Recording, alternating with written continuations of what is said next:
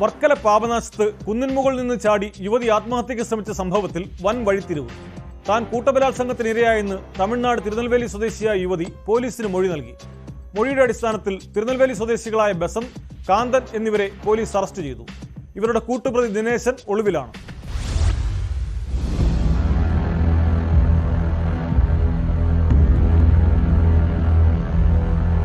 ജനുവരി 3 ഉച്ചയ്ക്ക് 1:45 പാപനാശം ഹെലിപാഡ് കുന്നിൽ നിന്നാണ് യുവതി 30 അടിയോളം താഴ്ചയിലേക്ക് ചാടിയത്. കൈകാലുകൾക്ക് ഒടിവും ശരീരമാകെ പരിക്കേൽക്കുകയും ചെയ്തു. യുവതിയെ നാട്ടുകാരും ടൂറിസം പോലീസും ലൈഫ് ഗാർഡും ചേർന്ന് വർക്കല താലൂക്ക് ആശുപത്രിയിൽ പ്രവേശിപ്പിച്ചു. അബോധാവസ്ഥയിലായ യുവതിയെ പിന്നീട് പാരിപ്പള്ളി മെഡിക്കൽ കോളേജ് ആശുപത്രിയിലേക്ക് വിദഗ്ധ ചികിത്സയ്ക്കായി മാറ്റി.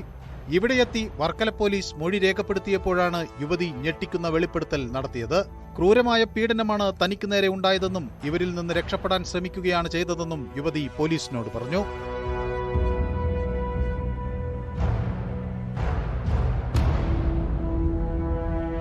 സൗഹൃദത്തിലായ യുവാവിനൊപ്പം എത്തിയ ശേഷം ജ്യൂസിൽ ലഹരി ചേർത്ത് നൽകിയെന്നും പലയിടങ്ങളിൽ കൊണ്ടുപോയി 4 ദിവസത്തോളം ലൈംഗികമായി പീഡിപ്പിച്ചെന്നും യുവതിയുടെ മൊഴിയിലുണ്ട്.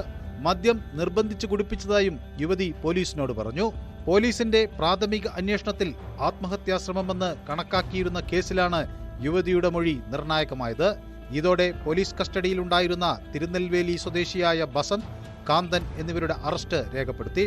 കൂട്ടബലാത്സംഗ കുറ്റമാണ് ഇവർക്കെതിരെ ചുമത്തിയിട്ടുള്ളത്. കോടതിയിൽ ഹാജരാക്കിയ പ്രതികളെ റിമാൻഡ് ചെയ്തു. ഇവർക്കൊപ്പമുണ്ടായിരുന്ന തിരുനെൽവേലി സ്വദേശി ദിനേശൻ എന്നയാൾ ഓടി രക്ഷപ്പെട്ടിരുന്നു. ഇയാൾക്കായി അന്വേഷണം ഊർജിതമാക്കി.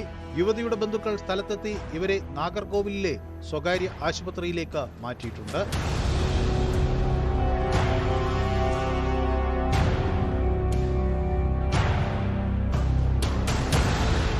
ന്യൂസ് 18 ആറ്റിങ്ങൽ.